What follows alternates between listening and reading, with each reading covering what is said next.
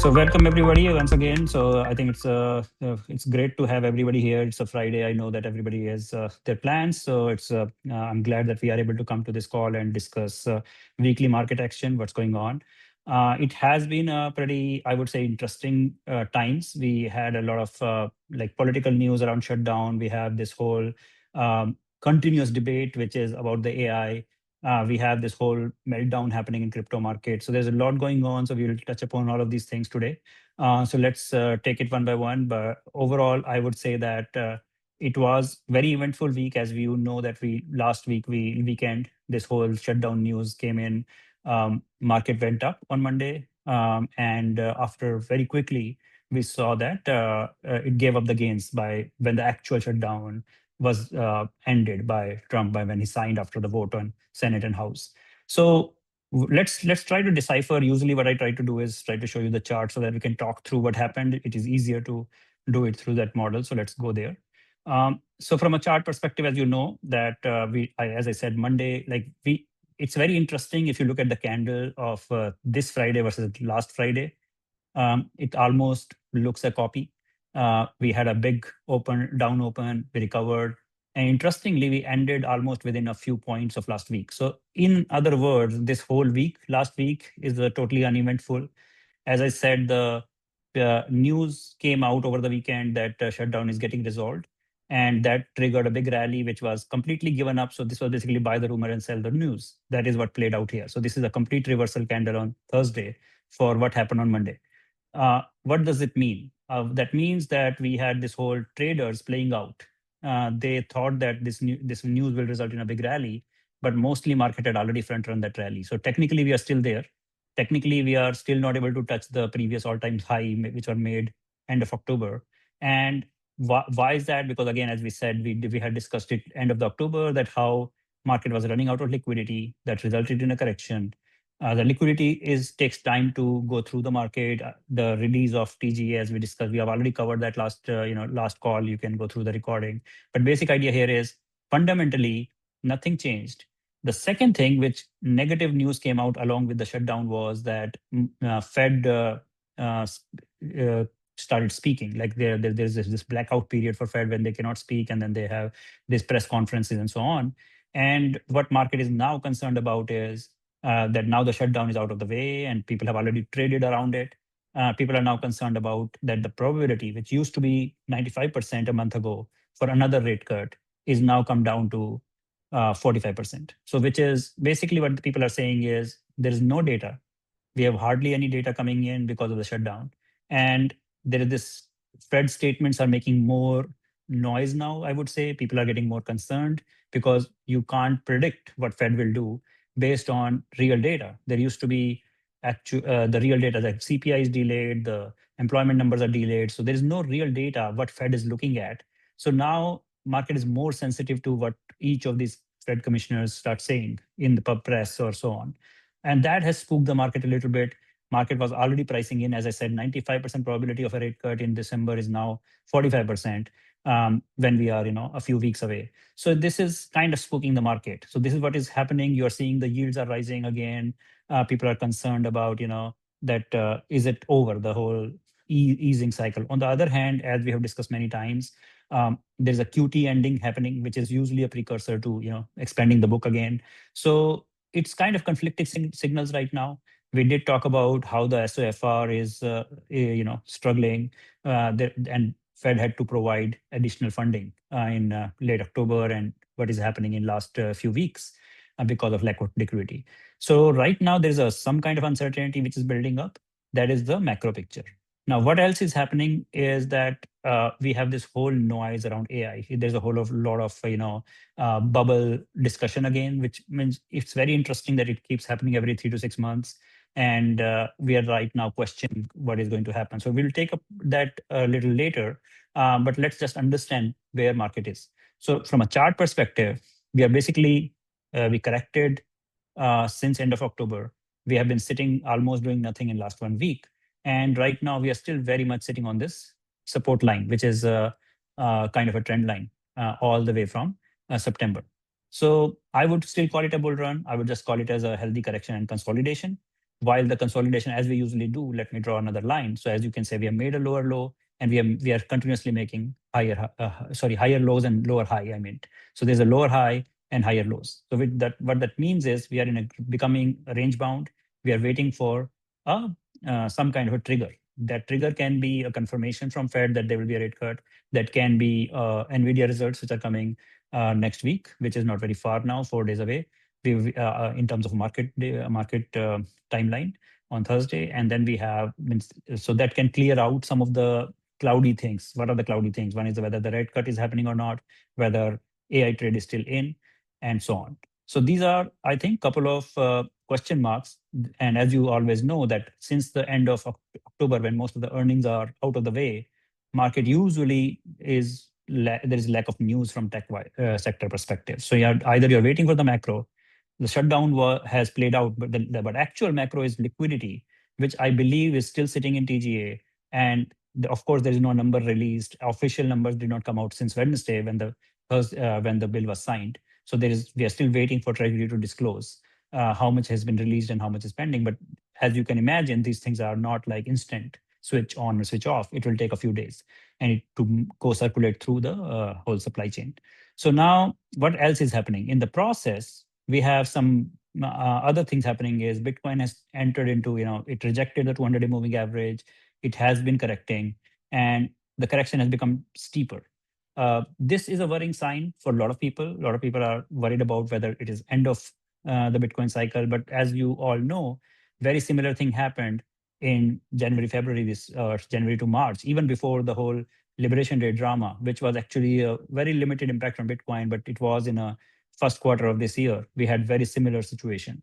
So overall, I think the question here is we are still way higher from the previous low. We are definitely trading below 200 moving average, which is not like it has not done before. The question here is whether the whole continuous inflows which were coming into ETF, are they over?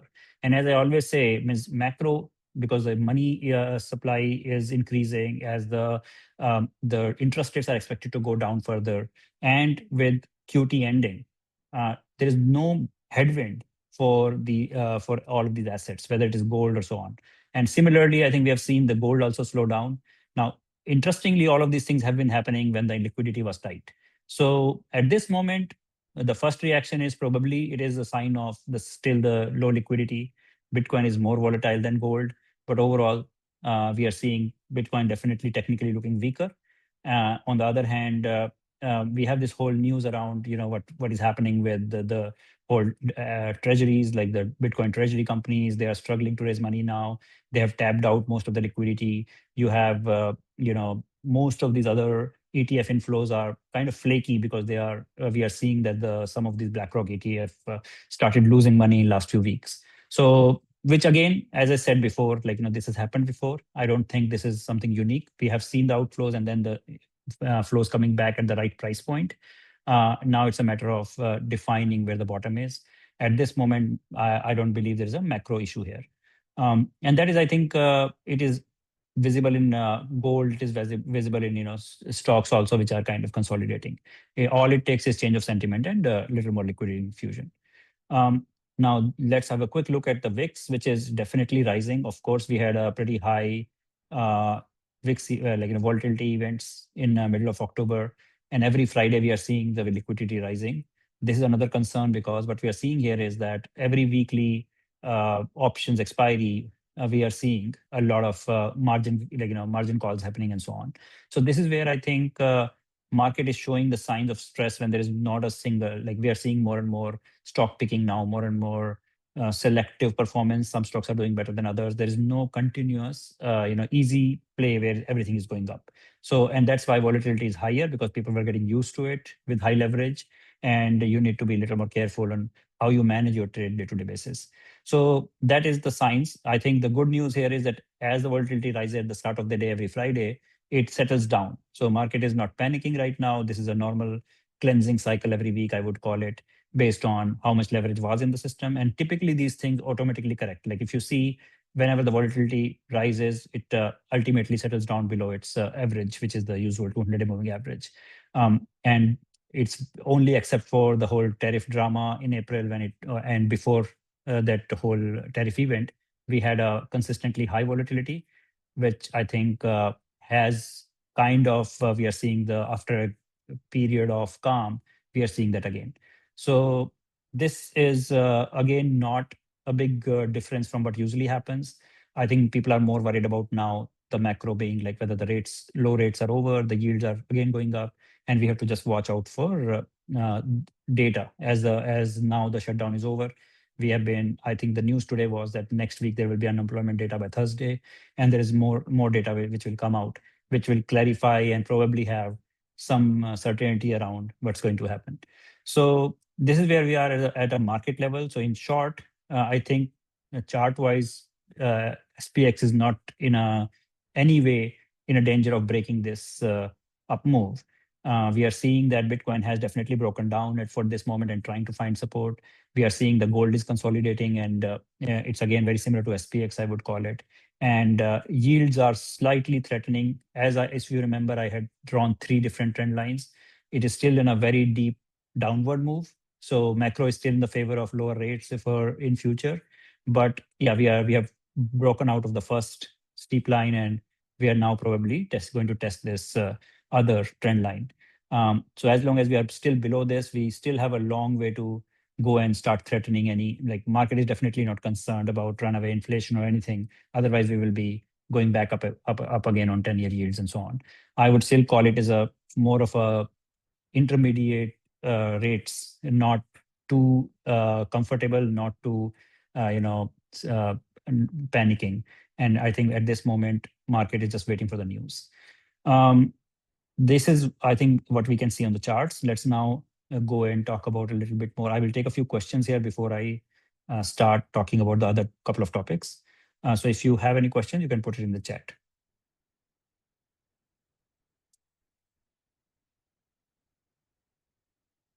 All right. So I think let's keep going. So there are two things which I think people are talking about. One is I know that there's a lot of news around what's going on in the AI bubble and so called.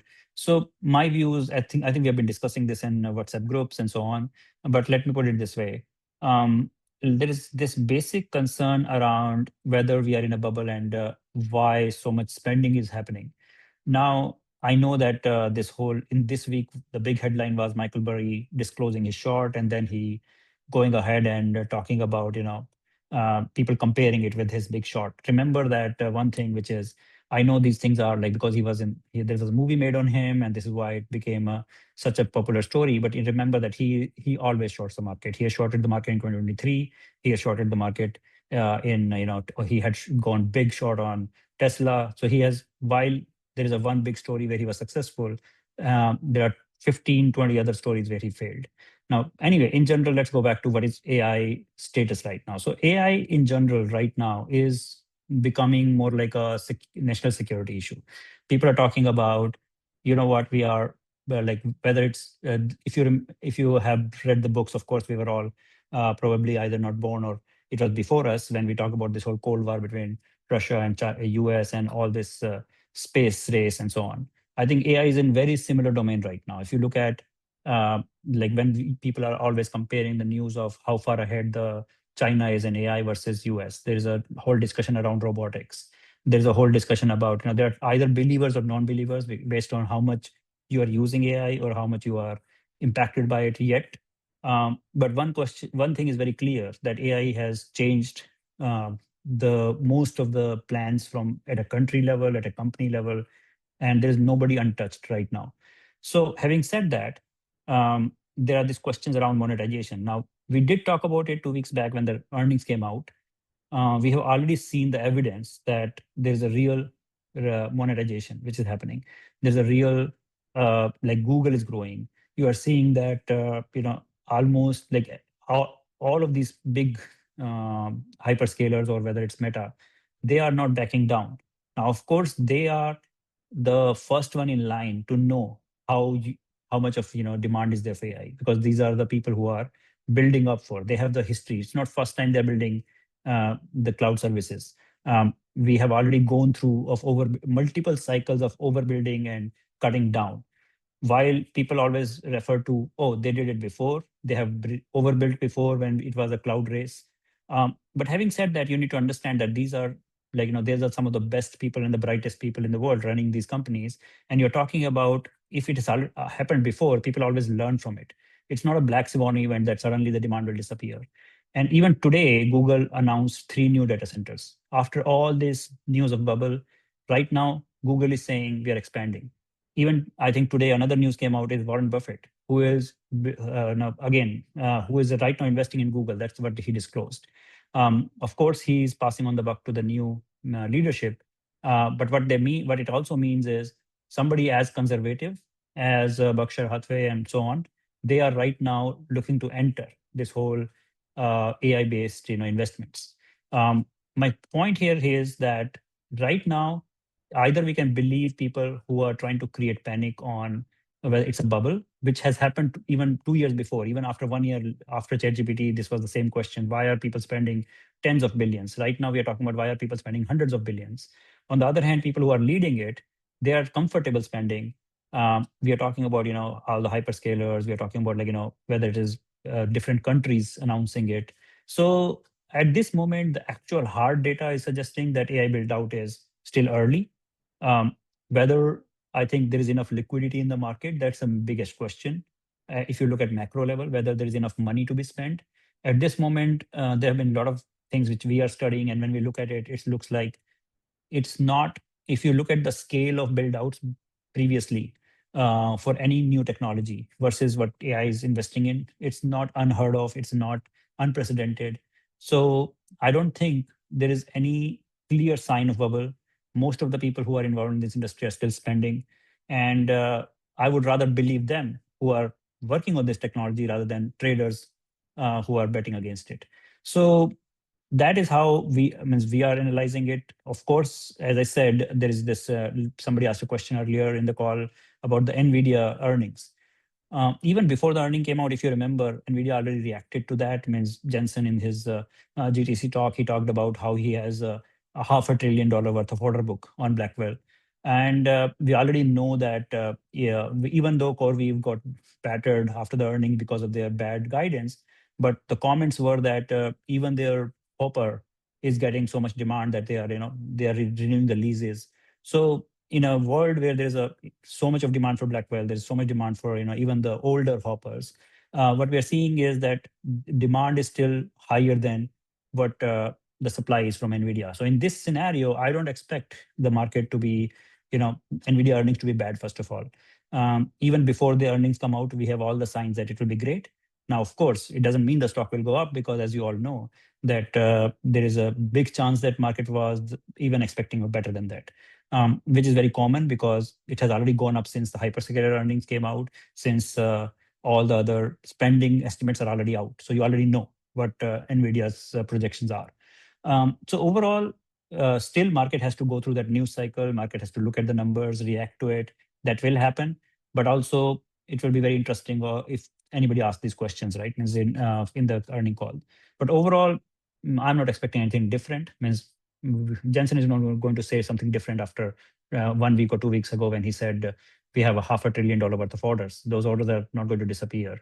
When we are already seeing that Google is just today announced 3 new data centers and so on. There's this news cycle which is of expansion every day. So that is my view on AI. I think market always runs faster and then tries to correct itself. But as a mega trend, it is not changing. And I don't think that is of any concern. So let me quickly look at one of the questions here. The credit, okay, so it's a credit spread which has been posted by somebody. I'm just looking at this. Yeah, so the credit markets are definitely increasing the spread. Now, let me answer. Yeah, I completely understand that. In fact, I think the biggest one is Oracle probably, which has taken one of the biggest loans, and it is right now getting battered, the Oracle debt. And I don't think this big tech, when you look at this chart, it is probably not the one which I think everybody is. It's basically not everybody has taken huge loans right now. I think Oracle is leading in the loans, and that is probably also coloring this data. Um, So again, this is very similar to what happened with Palantir before, by the way. The not the debt part, but the like people where the company came out, they declared that, oh, we have huge pipeline. Nobody believed it, and then stock ran up later. Oracle going through that right now. What Oracle said in the last earning call is that they have a huge order book, and the credit market right now is not ready to believe that that can be true. And there is this whole theory around the rotational capital and so on. So either we can believe that all of these people are really just scamming. We are talking about the best of the best. Like Oracle is not a new company. It's not a WeWork or something. It's not even OpenAI, which is unproven in their leadership. We are talking about companies like NVIDIA, Oracle, Google, who are spending, Microsoft. These are companies that are running for decades. They have proven leadership. They have a lot to lose. So either we can trust them that they really are spending responsibly and they are taking loans responsibly, or we can just be in this whole conspiracy theory of all of these people are just trying to get as much money from the market and they don't care about the future of their own companies. I believe that yeah, one or two bad apples can be there. Means one of them can be doing this, but I can't believe that everybody is in it together and this whole tech world is going crazy. So that's the only thing I can say about it. Means yes, I know, but then let's also flip the story. Is it possible that right now we have a liquidity crunch because of whatever happened recently, and you have a choice between a safer treasury yield versus tech debt, which you yourself cannot justify because you have not seen, because credit markets are usually risk averse. And at this moment, what tech people are seeing is a fast ramp up of revenues. They're willing to take the loans. They're willing to bet on it, while credit market is saying, I need to see the numbers to believe you. And especially things like Oracle, especially things like Meta, who have not proven. They are not in the proven space. Oracle and Meta are investing for future with whatever they see, while they are willing to trust Google, Microsoft, and Amazon because they are in the hyperscaler business.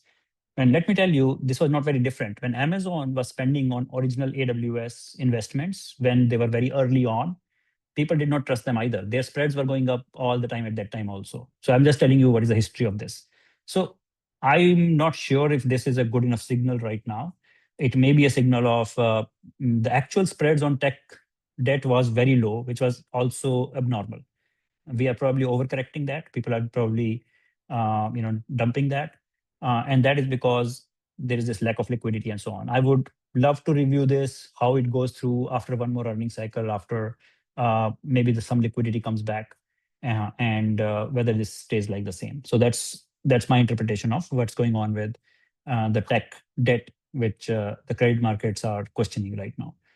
Um, and I think I have covered this. I see another question about the circular transaction theory. I think I have talked about it previously, even though market loves to create conspiracy theories, but it's very common. The first AI investment was a circular investment. Microsoft investing into OpenAI and taking the revenues. They justified it because of nonprofit and so on.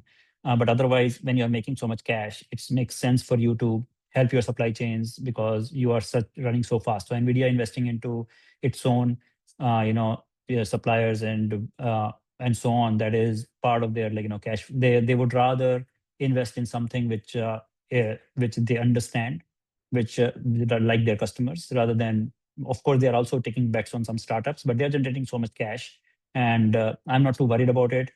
By the way, it's very common. Like if you look at banks, they always use circular money. All the big capital, it just goes in the same domain. Like people go fund their own subsidiaries, their own partners, and so on. This is very common. It's just that yes, there can be some of these just to secure their revenues. There's some of it can be you know uh, to dress up what you're doing, but overall it's more about there are very few players who are making money in this ecosystem, whether it is hyperscalers who have a cash flow or whether it's Nvidia who is front running in revenue generation. It has to be circular because there are only three or four sources of money right now, other than the loan. So there are people who can take loan. The debt is rising because the spending size we are talking about is so huge, and you have to boot up all of this ecosystem, whether it is companies like CoreWeave and so on, whether it is OpenAI. All of these are actually enabling the system. And if they run out of cash, they everything collapses. So I think it will be seen whether ultimately AI investments are going to show whether you actually can generate productivity, actually can generate ROI into the end use cases. That will determine whether all this investment was worth it or not. At this moment, what big tech and all these people are telling you is that it is worth it. It is for the future, and this is they have seen how the cloud played out, and they are saying AI is the 10x of that or 20x of that. So we can all sit here, question all that, but I would rather trust these people for now. And plus, we are seeing it, right? Means if you look at whether it's Tesla, like which is, nobody even counts them. They are not even investing in it. And they have built this whole very low cost AI system, which is already generating all these, the FSD has completely moved to AI based solution. We have so many other things which are like Google is showing revenue generation. You are seeing so many other examples. Even if you believe in OpenAI, which is claiming to have $100 billion revenue by next year, or Anthropic, which is claiming to have such a high revenue. These are basically people who are willing to pay for the APIs. That means I would rather trust these people. Of course, there will be bubble at some stage, but I don't think that will be so easy to detect, and we cannot predict it sitting here. Um, so that's my take on it, and I think it's a matter of how much you want to ride this wave. I think even 1.5 years ago, a lot of people talked about this as a bubble. So, and we are way higher up from there. So nobody can call the bubble early on. It will always be in hindsight. That is my take on it. Let me quickly see other questions coming in. From some bankers, data center build out does not compare to the fiber cable build out. Okay, yeah. So I think it's a good question. So I think we have talked about this whole concept of the. So let me respond to this one very simple critic, and a lot of people are using it. Even Michael Burry talked about this. Is the shelf life of GPUs? Yes, the GPUs do not last 3 to 5 years, but I don't think people are not understanding that it's GPUs currently are used for two purposes. One is for training, and second is for inference. Now, for inference, you can use probably a lower quality or even older GPU, and the margins on inference are very high, like 60 to 80%, because your actual cost is way lower than what you're able to charge. What we are talking about is the biggest investment is happening in the creation of these models, and we are that build out and continuous improvement of the model is more about, do you have the latest and greatest factory? So if you use NVIDIA language or Jensen's language, he calls it this as a factory. Models are the factory of tokens, and I'm just trying to reuse his definition. So when you are spending on GPUs, the GPUs can be dead, but you already built your model, and you can use a lower cost or the future GPUs for inference. And so it's not like that GPU died. That means it was a waste of investment in future. It's the models are already produced. They're already, you have created the factory using the GPUs. That's how these people are thinking. That's how the business models are being defined. It's not about, oh, because the GPU died and you have to upgrade it, your cost is too high. So that's how these people are thinking. This is what is happening right now. Everybody thinks it's an incremental process. And maybe I'm not an expert in the models or anything to do with AI technology. I'm just trying to explain to you how I see people explaining it, and means would love to understand if somebody has a counter argument to that. But basic idea here is, you yes, there will be some failures, and I did say it in one of the WhatsApp group. What I said is, yes, these are table stakes now. If you are a hyperscaler, if you are planning to play the game of AI, you will need to invest in these models. You need to have the cutting edge of the models. Then you are in the play, and then there is this huge market of somebody using your model or your data center to call the API, which each API will be probably a very high margin business, just like AWS was, or just like all the other cloud services were. So that is how AI business model is being defined. It has nothing to do with, oh, why are you spending so much on GPU? It's about, you're building your factory, building your models, and you are going to get ROI later. Now, it is incremental. The models are incremental in nature. You don't lose them. If you're training a bigger model, that's how my understanding. Maybe I'm wrong, but basic idea is this is what they are explaining it as. So it's not waste of money or the GPUs go out of, or you can always upgrade the GPUs, but inference is going to be even the older GPUs or uh, and as the per API ROI will define your future. And you have to spend this money. And when I said some of them will fail, yes, means we are right now we are seeing the biggest build outs happening with the four players, which is Meta, Amazon, Google, and Microsoft. And probably all these other are probably leasing them. OpenAI and all these are mostly users who are leasing them. They are not owning them. So the whole idea here is yes, maybe one or two players will win bigger than others. We will not know today. We will know it in hindsight again later. So overall, yes, I'm not suggesting these companies cannot fail, but that's the thesis. And whether the question is who will win, that will be known in future. And probably everybody has like just like we had Google originally seemed like failing. Even Google Cloud was not as growing as fast as others. Now we have seen that Google has caught up. So probably there's going to be a lot of years of competition, and we will know when all these things mature. And other question mark is yes, AI was just a bubble and AI never played out. Means I'm not suggesting that it's a short thing. At this moment, people are pretty happy with the progress. People are right now talking about AGI timeline. People are talking about even there was this recent post I was reading from some ex-Tesla guy who was running this Optimus team, and he's talking about the EGI as the embodied general intelligence, basically the robots with intelligence. Um, and we are already hearing news what is happening in China in terms of how fast they are replacing humans in factories. They're talking about not algorithmic robots but AI-based robots and so on.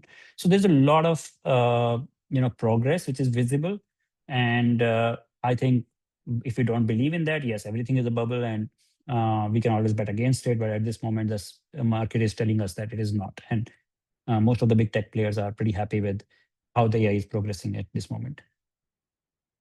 Um, so I think let's take any other question. I think we have talked about AI quite a bit today, and I just don't want to repeat a few of these things, but basic idea here is very simple that at this moment, there are two problems in the market. One is that we ran out of ideas after earning. We were sitting on low liquidity, and that has created stress in some part of the market. That has created we have a very high leverage available, which being used, which can create volatility, and volatility is rising.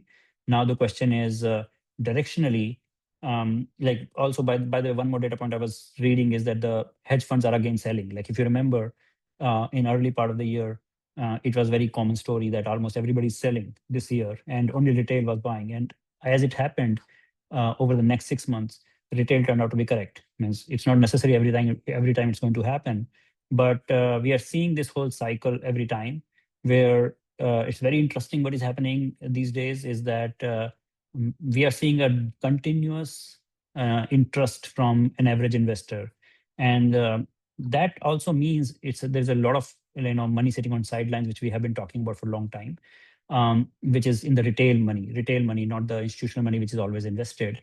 So institutions play cycles. They try to time the market. They try to go in and out, especially the hedge funds and the active funds. But I think what we are seeing here is this whole phenomenon of as the rates are going down, means we used to have 5% interest rates, as we talked about like 2 years back and 1.5 years back. Right. Then we moved to 4 year. There was this whole set of retail money came into stock market. Then now we have 3% or 3.5% already in your money market funds.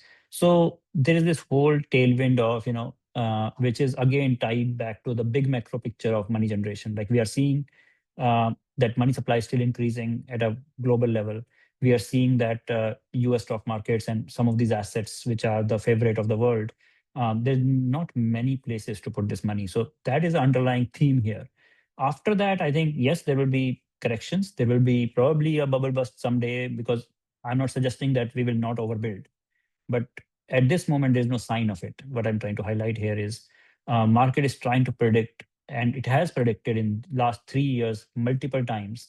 It has talked about Nvidia being too expensive, and it came down to Nvidia being too cheap.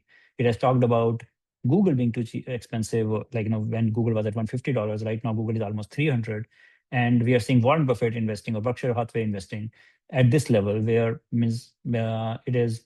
If some people would say it's 2x of where it was overvalued already. So I think we have a lot of counter views in the market, because it's a big change what is happening, whether it is AI, whether it is moving into Bitcoin moving from all the way from 25,000 to 125,000 and then correcting. So all these are big trends. This is why market making happens. There are some believers and some non-believers. But what I'm trying to say is we ride the trend till the trend itself doesn't confirm that it's over. And unfortunately, the confirmation of trend being over is always in hindsight. And all you can do is, in the meantime, is build a strategy, hedge it, prepare for both sides, and make your investments accordingly. As we have seen so many people sitting out of the market, that is never a solution, because then you never even catch up to a good day of market, or the most of the upside, because market will not announce when it goes up. So unfortunately, that's the only way. You have to, as we say, there is always a risk in the market. There's always, you need to be invested to really enjoy the upside. And how you plan it around it is more about how do you make your position sizing, how do you diversify across different asset classes and so on. So that would be the way to think, rather than worrying about bubbles. Means yes, AI is, if you believe that you can't take the risk of too much of a decompression of AI bubble, you can reduce from AI and you can diversify. I think there was another question at the start of the call about other sectors. Yes, I would say some sectors are probably in a better shape in terms of valuation, but I'm not sure if that is a preferred way, because my answer to that is simple, that the assets which are in favor, they keep attracting more and more capital. Assets which are not in favor, they get dumped. So it's not necessary that if something is lower valuation or better valuations, that they will catch up for sure. But yes, in terms of risk management, it's easier to do if you are not comfortable with the valuations of tech. Um, and if you really believe the projections of all these tech players, to be frank, market is not as highly priced either. If you talk about valuations, none of the tech companies are anywhere close to the forward P's of what we had in dot-com, boom and bust. We are nowhere close to those kind of craziness. Even though the stock price have moved that much, right now I think most of them are showing the earnings. So the scale is different. The size of the opportunity is different right now. That's how I see it. Yes, means whether they can deliver to it, whether it will take a pause and continue. All trends go through this inflation of expectation. When you have inflation of expectation, where you say, oh, there is a phase of euphoria and then a phase of disappointment. And that's why markets are there, like there's ups and downs. So we have to live through them. And but if you take a medium to long term picture, I think at this moment macro is showing us that there is nothing changing as such. So I'll just take a few more questions, guys. So thanks for all the questions in the chat in the meantime, while I was going on a long discussion about AI. But anything else, feel free to put in the chat, or you can unmute and ask those questions.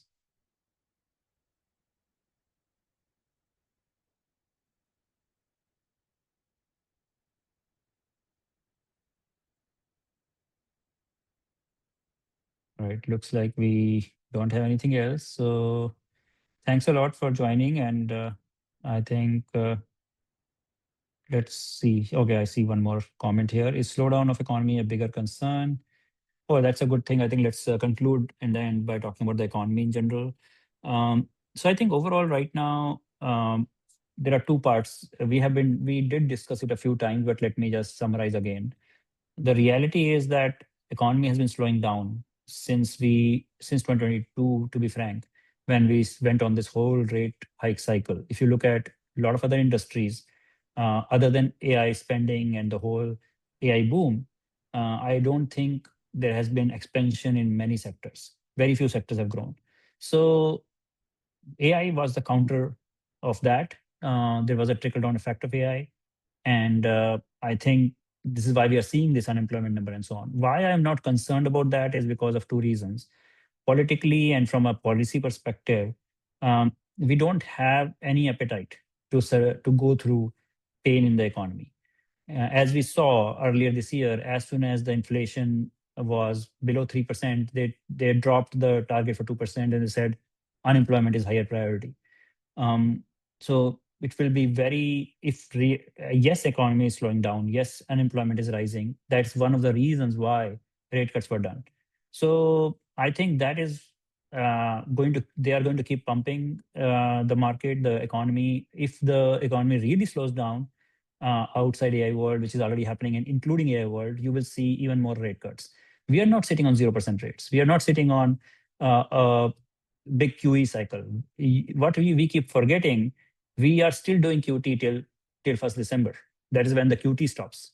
We are in a tightening phase. We were in a high rate environment relatively from last 10 years perspective.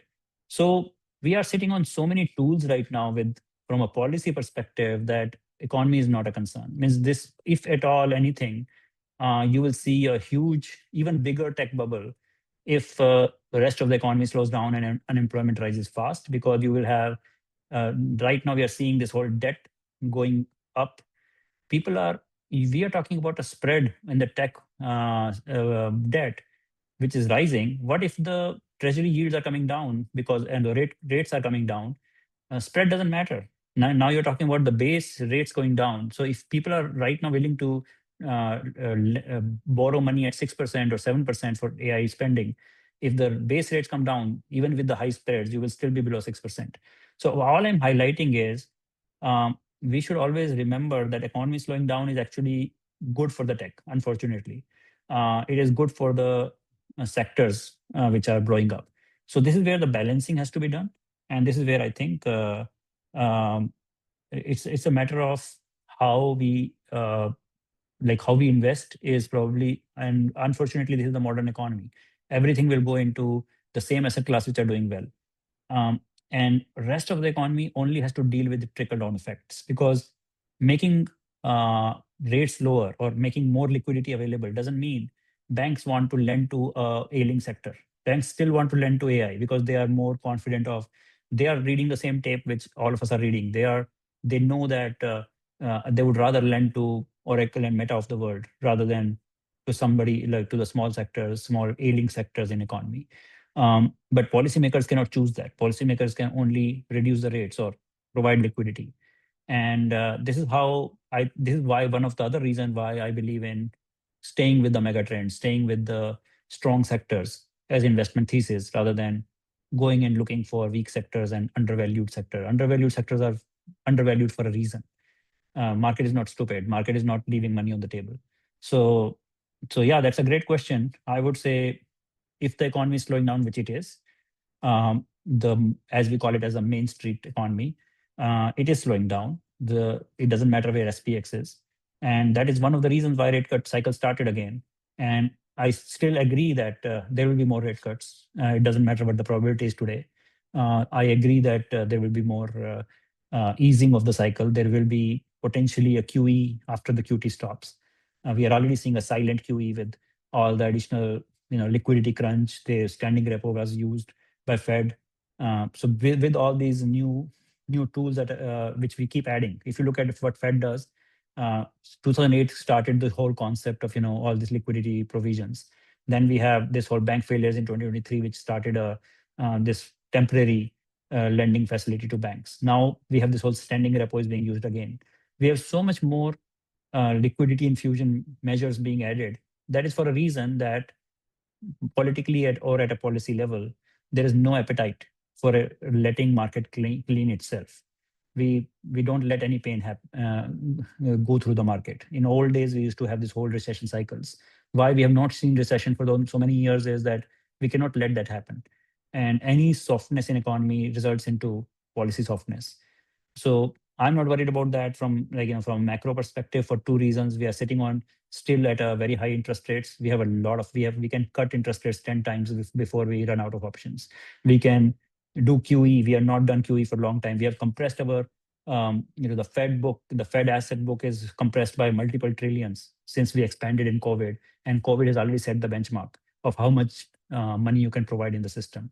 So I don't think. And one more thing which we forget is now Powell is ending his term very soon, within 6 months, and there will be a replacement which will probably be more in alignment with Trump, who is looking for easing policies. So all this is pointing to I think good easing policies ahead, and that will further boost the market. Now, how much pain they let it happen, like they let the market go through how much pain before the QE starts is anybody's guess. But it cannot be as bad as some people are predicting. So that's all I can say. But yeah, I think great. I think thanks for sharing all this data on the chat. If you guys are looking at that, but overall, yes. Uh, you're right. I think most of the market is softening right now. There's a lot of issues in the market, and we will have, there will be more softening. I will take one last question I see in the chat, which is about the debt. I think, again, I have covered this so many times in this call, but let me just say, in the interest of everybody who keeps taking, this is just a headline news. Whether we debt going higher up, whether it's 100 trillion, whether it is, by the way, 100 trillion is too far away. We are still at like what, 38, 39 trillion or something. And as I always say, right, my famous analysis is that what we when we saw the 1 trillion number first time, it was a huge deal in 80s and 90s, and we have got here. We keep making numbers bigger and bigger. As long as we can do it in a manner which doesn't fuel inflation. So I think the big problem, which when we added a few $1 trillion, was in COVID time. We used the extreme circumstances, so-called pandemic issues, to uh, do it very fast, and we now already saw the effects of it in inflation. But by definition, this kind of debt increase is kind of the policy. Like they do want the debt to keep going up because you want some inflation. You cannot have deflation. Means, and as I keep reminding people that 7 to 8 years ago, the main discussion at policy level was how to avoid deflation because technology is deflationary. The promise of AI is that we will have a lot of deflation. The promise of abundance, whether it is drug discovery, whether it is like all these other things, like everything becoming cheaper. Uh, by the way, this is not like we have not seen it before. We have seen the whole cloud businesses and e-commerce and whatnot, and the supply chains becoming better and better. We have seen those things play out before, whether it's Amazon effect, whether it is all the whole Uber effect or all these things. Everything has become cheaper. Technology enables deflation, and this is why governments today are able to keep spending more and more because technology is deflationary. We have gone through deflationary periods. Europe and US had a big 4 or 5 years of deflation, which they had to go keep pumping money. So the only thing is that yes, they have to slow down the debt expansion whenever there is a runaway inflation, which happened after COVID. And we will probably go through those cycles more often now because the debt is higher and there is a lot of the inflation sensitivity is higher nowadays to money printing. But I don't think this is changing anytime. And numbers will become bigger. 100 trillion, 40 trillion. I think it doesn't matter. It will happen one day. And there is nothing like nobody has to pay this debt. This is just gets paid for itself. It's a circular money. And that's why I keep laughing at this whole question about why means Nvidia of the world are operating at a like if it is if it was a country, it would be probably third or fourth largest economy. So every country is doing circular money. Means when you talk about this whole debt and everybody everybody's under debt. So who is paying? Nobody's going to pay for anybody, right? This is basically currency which you need to spend to keep running your business. So now tying it back to the whole circular money definition of AI world, they have become of the size of the countries. They cannot expect startups like OpenAI or even forget what startups. They cannot even expect AMD to spend money without booting them up, without giving them cash to go expand.